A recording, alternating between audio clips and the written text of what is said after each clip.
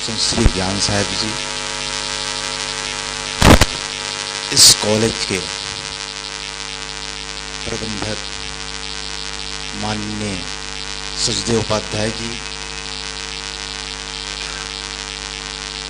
Principal, teachers and students, ये बड़े सौभाग्य की बात है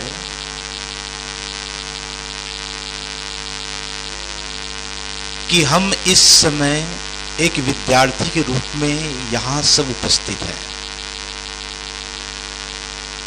और विद्यार्थी उसे कहते हैं जो विद्या अध्ययन करता है। केवल विद्या किताबों में नहीं होती, केवल विद्या स्कूलों में नहीं होती, कॉलेजों में नहीं होती।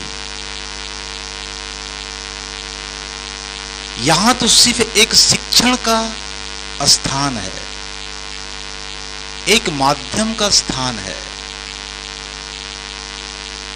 शिक्षा हमारे जीवन के लिए अति महत्वपूर्ण चीज है। The education is very important for our life. Without education, there is no any virtuous, and there is human life is waste. मैं कह रहा था कि जो विद्या होती है वो हम स्वयं से भी पैदा होती है। कभी आप जब एकांत में हो तो बड़े ध्यान से अपने ओर देखना। जिस कार्य को आप करते हैं उस कार्य से शिक्षा लेने का प्रयास करना।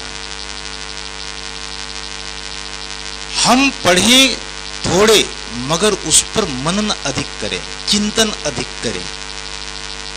मनन समझ रहे होंगे, क्योंकि शब्दों में दो तीन चीज बड़ी महत्वपूर्ण चीज होती है। First one reading, speaking and thinking. हम सब लोग सहजतया इन दो चीजों को तो कर लेते, मगर thinking, just thinking, it is begin from our heart. ये हमारे हृदय से उत्पन्न होती है सोचने की भावना। हम सोचें और अपने जीवन को अच्छा बनाएं। शिक्षा हमारे जीवन को उज्जवल बनाती है और इस शिक्षा के माध्यम से हम सब अपने जीवन को सुंदर सुंदर गढ़ने का प्रयास करें। एक छोटा सा उदाहरण दूं आपको। आइंस्टीन का नाम आप सबने सुना होगा, पढ़ते भी होंगे। आइंस्टीन एक सभा में 3 दिन के लिए उपस्थित थे। लोग सुनने के लिए बड़े दूर दूर से आते थे। तो शाम के वक्त वो टहलते हुए सड़क के किनारे से गुजरे। एक कुम्हार अपने चाक पर घड़ा बना रहा था, बर्तन बना रहा था। शाम जब देखा तो उसके मन में हुआ कि just he is creator, like is that world. जैसे ये कोई बनाने वाला रचयिता है, सृष्टि का कर्ता है। जैसे भगवान ने सृष्टि बनाया है, ऐसे ही इन्होंने भी एक क्रिएट कर रहा है। जब दूसरे दिन फिर वो सुबह गए तो उस कुम्हार से कहा, बड़े सुंदर ढंग से कहा कि आपके कार्य को देखकर मुझे ऐसा लगता है कि आप साक्षात भगवान ही है। क्या आप मुझे ईश्वर के नाम पर अपना एक घड़ा देंगे? कुम्हार ने तत्काल जो काम कर रहा था छोड़ दिया और जहां मटका पक रहे थे उस जगह पर जाकर सुंदर एक मटका उसके हाथ में दिया। आइंस्टीन एक हाथ में घड़ा लिया, दूसरे हाथ से उन्होंने पैसा देना चाहा। तब कुम्हार ने कहा कि आपने पैसे के नाम पर घड़ा नहीं मांगा है, मांगा है ईश्वर के नाम पर। इसलिए मैं पैसा नहीं ले सकता। पैसा उन्होंने अपने जेब में वापस रख लिया। और उसी दिन आइंस्टीन ने कहा कि शिक्षा ग्रहण करने के लिए केवल स्कूल कॉलेज ही नहीं है, ये पूरी प्रकृति, ये पूरा ब्रह्मांड और ये पूरा विश्व महाविद्यालय है। इनसे बड़ा कोई विद्यालय ही नहीं है।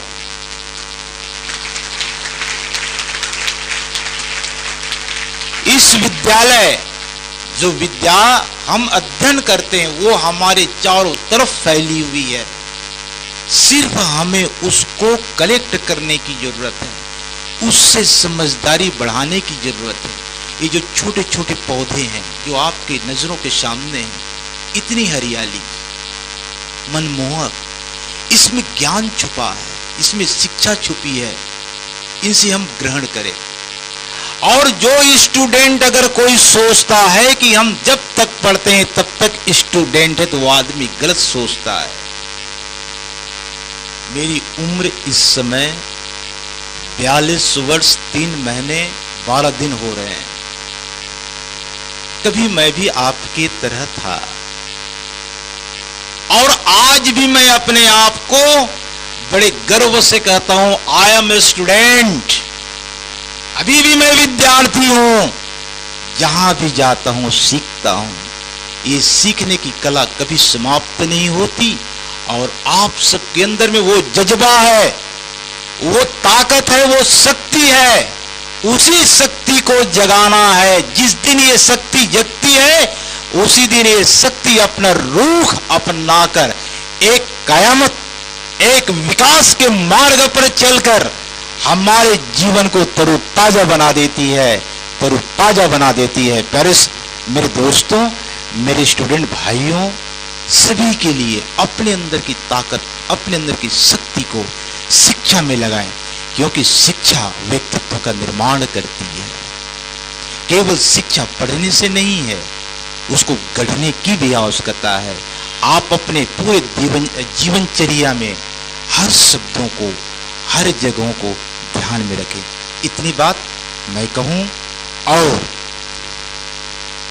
परम पूज्य गुजरात कड़खरी कबीर आश्रम से पहुंचे हुए हमारे पूज्य संत श्री ज्ञान साहब जी, आप मंच पर उपस्थित हैं। मैं आपसे करबद्ध प्रार्थना करता हूं कि आप आए और हम सबों को 2 शब्द संबोधित करने की कृपा करें। आपकी महान कृपा होगी।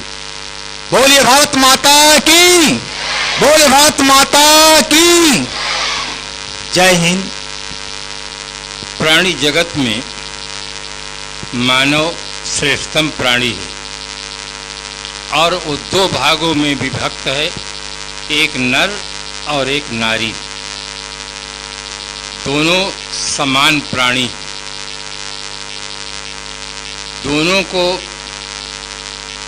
जीवन गुजर के लिए धन की जरूरत है, और अच्छा जीवन जीने के लिए ज्ञान की जरूरत है। केवल गेहूं से भूख मिट सकती नहीं, गुलाब पर ही नजर टिक सकती नहीं है। दोनों की जरूरत इंसान के लिए, एक चक्का से गाड़ी चल सकती नहीं।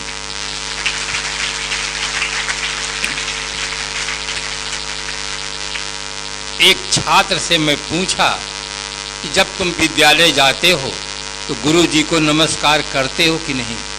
उसने कहा करता हूं। मैंने कहा क्या करते हो? कहा गुड मॉर्निंग। फिर मैंने पूछा कि जब तुम घर से विद्यालय की ओर जाते हो तो माता पिता को प्रणाम करते हो या नहीं? उसने कहा नहीं करता। मैंने कहा क्यों? कहा शर्म लगती।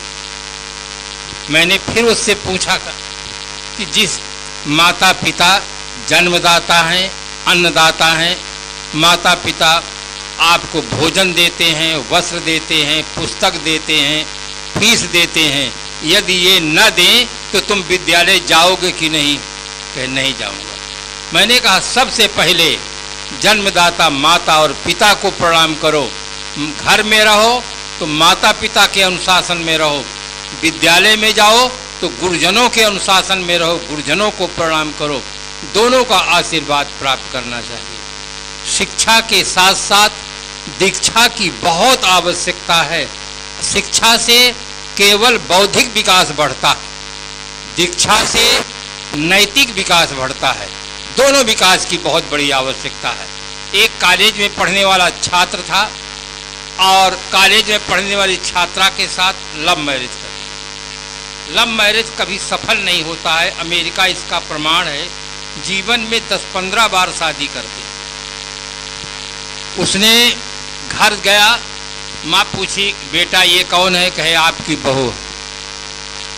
अब माँ सोचती थी कि मैं शादी करूंगी अच्छे घर में, अच्छे परिवार में।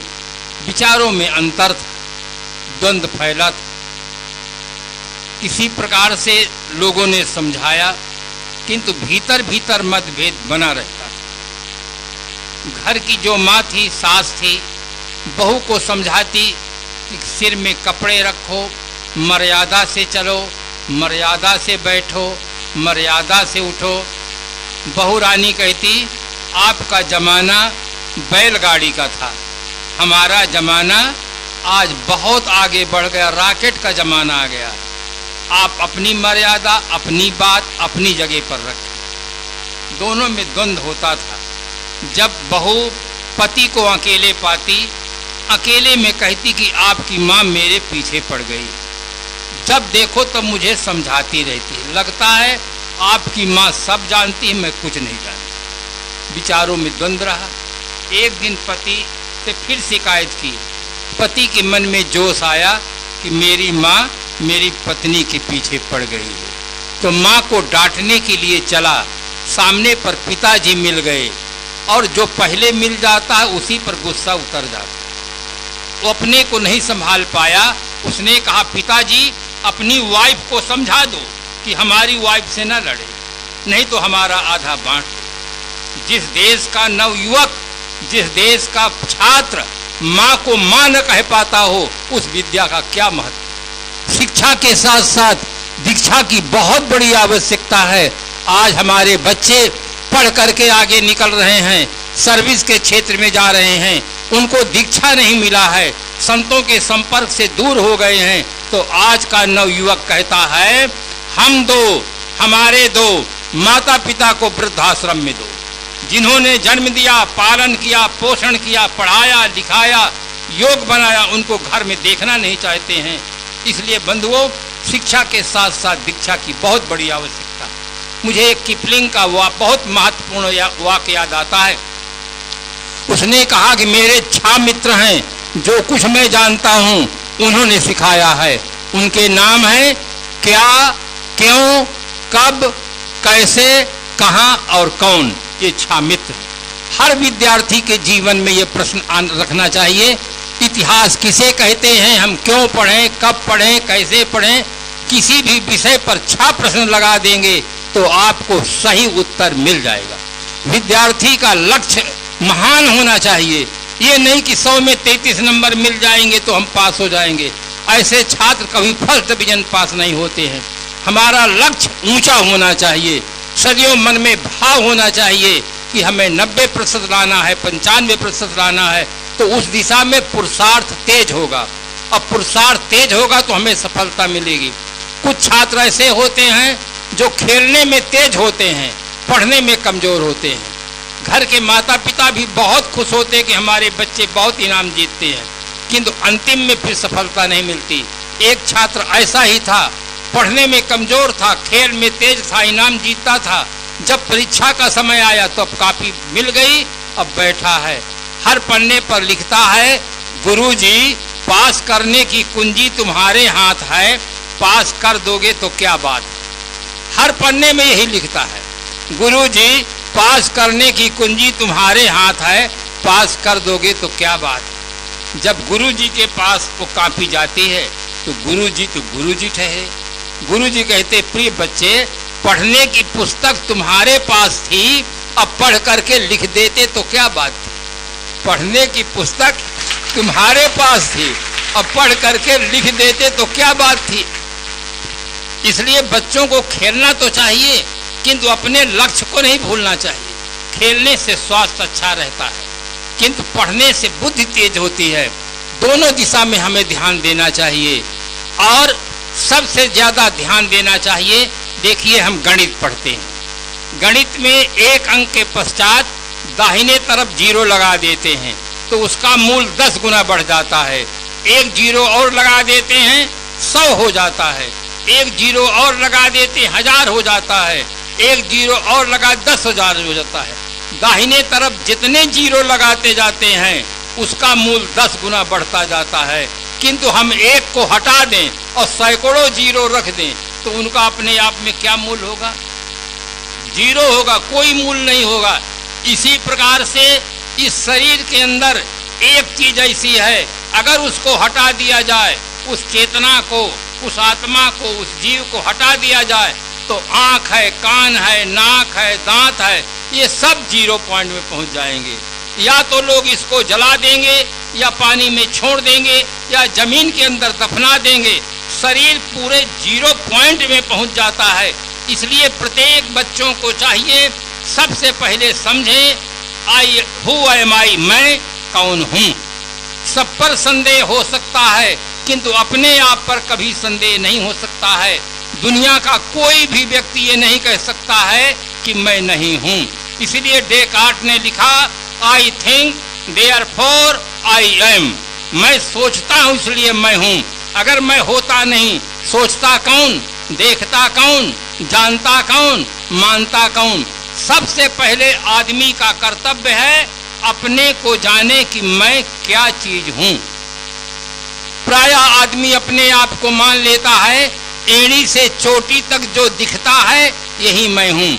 देह को मैं मानना सबसे बड़ा यह पाप है। सब पाप इसके पुत्र हैं, सब पाप का यह बाप है।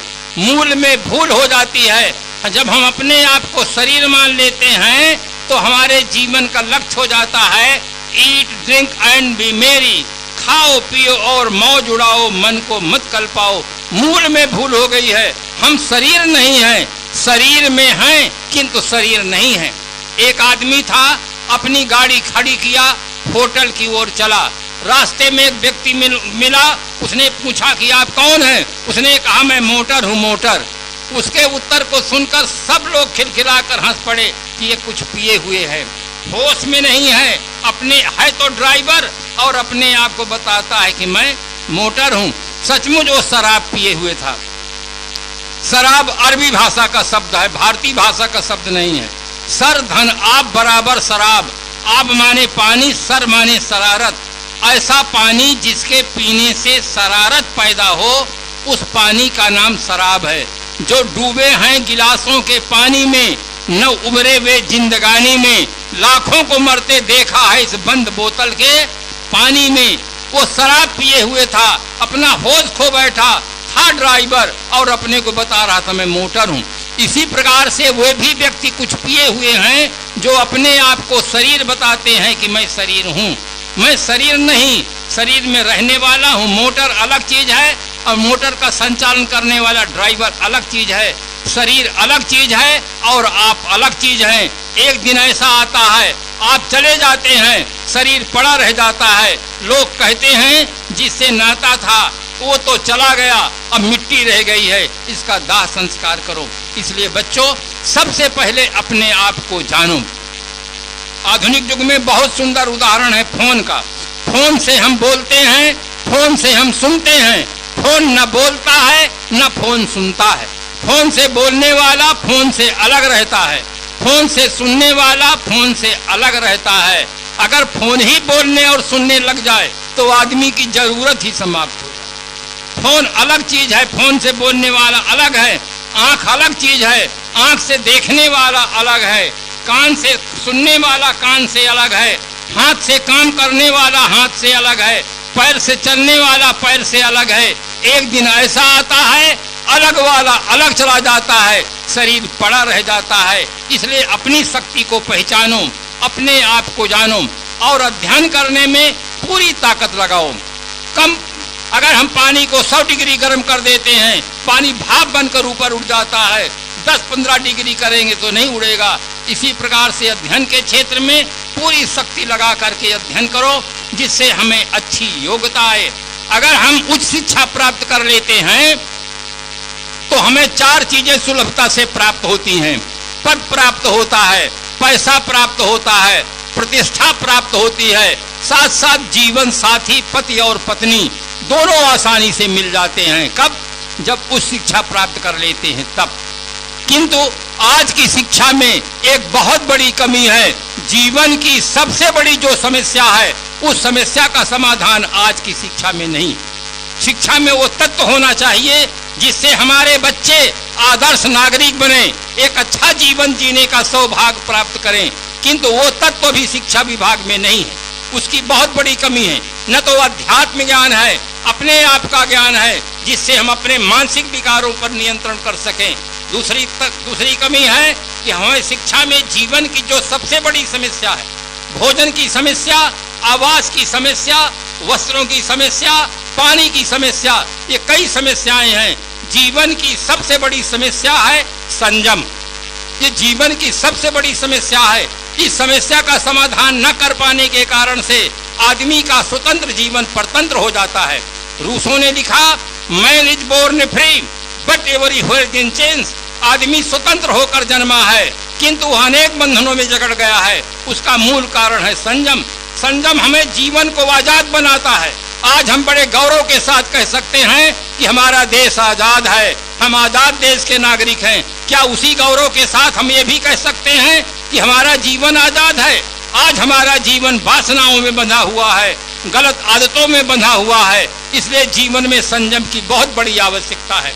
आदमी ने अपने लिए जितनी गाड़ी बनाया, सब गाड़ी में ब्रेक का प्रयोग किया है। स्कूटर लें, मोटर लें, रेल है, वायुयान है, सब गाड़ी में ब्रेक का प्रयोग किया है। किंतु जीवन रूपी गाड़ी में बिना ब्रेक की गाड़ी आदमी तेजी से हाँक दिया है, इसीलिए एक्सीडेंट हो गया है। जनसंख्या वृद्धि की समस्या पैदा हो गई है, अपहरण की समस्या पैदा हो गई है, बलात्कार की समस्या पैदा हो गई है। आज शिक्षा में वो तत्व होना जरूरी है जिससे हमारे देश के नागरिकों को सम्मान मिले, बहनों के साथ जो अत्याचार होता है वो समाप्त हो जाए।